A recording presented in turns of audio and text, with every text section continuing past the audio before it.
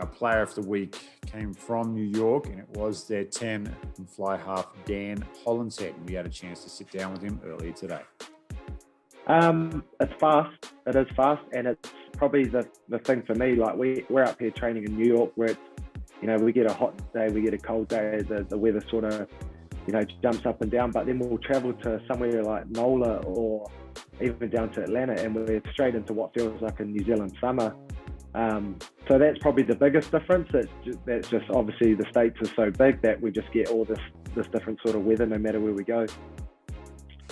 He's been awesome, eh? Like he jumped on the phone a couple of times to me when I was still back in New Zealand, just ran me through sort of what we're going to try to achieve up here and sort of what we can partner up and do together. So no, he's been wicked. Like apart from probably some of the best halfback passes I've got in my career, he's been awesome as a leader on and off the field. Like he drives our culture here. So no, he's been wicked. He's obviously got all that experience behind him. We previewed that. We knew they were going to come off the line hard. So we, as backs, we just talked about just holding our feet, backing our skills, and if we can get it to the edge, we should hopefully get around them. So I think, like we every team plays a shape, but as soon as you sort of make a line break or you break down the field, then the shape goes out the window. You just play what you see till you need to recover. So we did preview that they were a really good defensive team. They kicked a lot of ball. So we almost tried to flip the script and put it on them and kick. Like if you were to preview us, you would have saw that we were sort of a team that probably looked like chaos, but we like to think it was organised chaos in the first 2 weeks. So we just caught in a bit of a kicking game and it was coming off for us. So yeah, we just keep going at it. Cheers.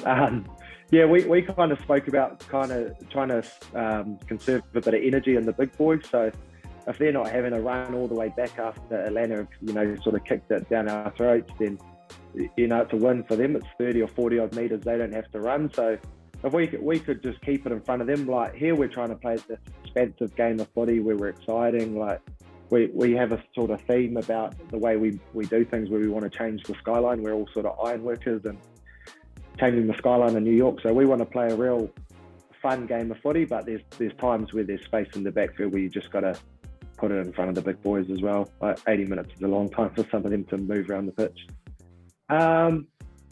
We sort of spoke that if you were to preview us from the first 2 weeks, like that's exactly the way you do it. Like, and we're not afraid to run it from everywhere as well. Like we give everyone a license on the field. If you see the space and you want it, just like call for it, because we do want to back each other's abilities and whatnot. But if there's going to be space there, like we have got to play in the right areas of the field as well. So we're trying to find the balance now. I think we're probably slowly getting it. It's obviously pretty difficult when you come from all over, like different places of the world, and everyone's growing up playing a different style of rugby. Like we've got the Irish, we've got the Kiwis, a couple of Aussies and whatnot. So everyone's growing up with a different style of rugby. So it's how we can sort of come together and put out a performance that, we're all on the same page and trying to achieve the same thing. Well, I want to go back to the Seattle Seawolves, right? And this is something that I think when you're a coach, what you think about is how do we want to play?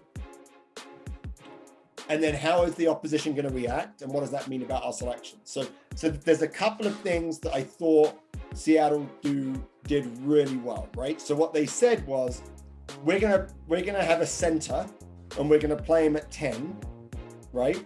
And he's not going to kick very much, right? And so if he's not going to kick very much, that means that we're going to have to make sure that we can play territory somewhere else and that we can protect that. And when you look at the back three, and this has actually been traditionally one of the weaker areas of the Seattle Seawolves over their first 4 years of existence, is their back three is a great running back three, but not a great kicking back three. Like Matt Turner, great defender in the open field, still has the jets in his early 30s, right? But, he is much more likely to run than he is to kick. And so I thought what was interesting was the decision to start Joyce at 10 and JP Smith at the wing, because Smith has a big foot. So what you do is you put a better kicker in your back three, knowing your back three might have to kick back a little bit more because you don't have a kicking 10. So I think that's one area that I think is interesting. The other thing that I think is interesting is in their back row, right? So back row for me is about balance, right? So what you need is you need good defense. You need good at the defensive breakdown, good at the offensive breakdown, and good runners. And you need balance. And so the back three for Seattle is Andrew Duratalo at 6. So he's physical defender, good runner. You have Nakai Penny at 7. He's the guy that does the hard work in the breakdown. And you have Ricard Hadding. And so when you go down and you look at those guys, and he starts pulling up breakdown stats, right? What you'll see is that like Nakai Penny and Ricard Hadding are high up in their rucks. Those are the guys that win the ruck. But you don't see Duratalo there. And that isn't to say that Duratalo's not like doing work. It's saying that's not how you use him as a 6. And so this idea of having balance, I think, is really critical. Pick'em time. Right, here Seattle. We go. I am back in the saddle. Seattle at Toronto. It's in Atlanta. Yeah. I think this is Toronto, which probably means Seattle's going to win. I think it's going to be close. I think Seattle, I think they showed what they can do, but they fly back from Utah. It's a very, very long trip. I think it'll be, I think Toronto played really well. They got to be at home, sort of in NOLA, right? So I think this is Toronto, but I think this is, 26-22.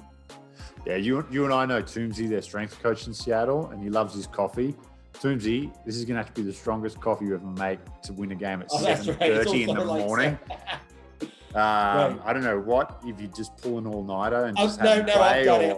Like literally, what you'll do is because I've had this a couple of times with teams I've played in playoffs, and the few nights before you start getting up earlier and earlier, and then you just get your routine. So most routines start 3 hours before the game, right? So these guys, but these guys are going to be waking up. So this week in Seattle, they'll be like waking up at 4:00 in the morning, 4:30 in the morning, right? To get them like over that jet lag. Yeah. It's not jet lag. It's waking up to play at 7:30 in the morning. That's what it is. But the benefit is that's actually a big thing for me. It's not going to be 85 degrees and humid. Yeah, I would still take the humidity and kick off at midday, so 3:00 Eastern. But anyway, I'll go Toronto. I think that's a long trip and that's a terrible time to kick off, unfortunately, for Seattle. New England at NOLA. So New England without Joe Johnston. It was announced he is suspended. Tera Matembu out. He's in town and out of COVID lockdown. So you lose Johnston, you pick up Matembu. I'll go first. Okay. Ooh. No. Thank you. I haven't decided yet, so you go first. Yeah, me neither. And I'm like, it's in NOLA. If Hanno Dirksen's there and he can play, I think NOLA can bounce back because Joe Johnston is just such a big part of what New England do well. But if Hanno's not playing, I wonder who they're going to put 10. I don't know. I might go for a road team here. I might go for New England on the road to upset NOLA again. Well, I can't. What's the score? New England will score more points than NOLA. 32-28. I don't know how we get there, but sure. So I just don't think NOLA could play that badly again. They're a good team. They even showed it. They even should have won that game, even with all of those 18 handing errors. They still had opportunities to win. I think that an early season loss like that is probably good for them. If you remember, like a couple of years ago, they won like their first 11 games in a row. Right? Yeah, they were unreal. Yeah, and the finals. Yeah, and so I think that maybe this is the wake-up call they need. It's going to be hot and humid down there. New England haven't been into it. I think it's going to be a close game. I think this will be 24-21 to NOLA. But you're right. I think this is like one of those games where you're like, I kind of want to see the selections before. 100%. The lineups. Yeah, I need rosters on this one. I just want to. Yeah, like if Damien Stevens starts at 9. and I probably Right. start I mean, back towards NOLA. I'm kind of with you on that one. I'm with you Just on that. plays so quickly. Yeah. All right, Utah at San Diego. Stats boy, Strobro. Do we know, is San Diego playing at Torreira or somewhere different? The rumor, they're going to Carson. Carson, like LA StubHub? Carson? Yeah. Dignity, What? Dignity 2, so the USL field. Gotcha. So I don't know. I haven't seen it. Which I think is the field where the US women played France as before USA played Tonga in 2013 or something like that. It's like Bonjour. Well, the San Diego / Las Vegas now / Carson Legion and Utah out there. What do you think on this one, mate? Man, this is a great matchup. I mean, San Diego played better, but I don't think San Diego have, like, Dylan Audsley's doing an amazing job playing a different position every week. But again, playmaking 12, right? But I really think they miss, so if you think about last year, their inside center was Duplessis, their outside center was Marnonu. Like, they don't have Luke Burton left. They don't have the firepower in the backs that they've had in the past. South Africa played a little bit better last weekend. That was great kick. Like you said, Basson's a great player, but they haven't kind of used him. So, but San Diego definitely took a step forward. Utah played some good stuff. It's a road game for Utah. That might be the difference for me. I think this is actually going to be a low-scoring affair. I think that this is San Diego, but it's like 18-15. Yeah, and Utah been pretty low scoring their games. I mean, the game against New England, against Seattle, so the score was low in both those games. I think they scored 21 against New England and 15 against Seattle. So I'm leaning towards San Diego here. I just think good, because I need to make up some stuff by picking against you.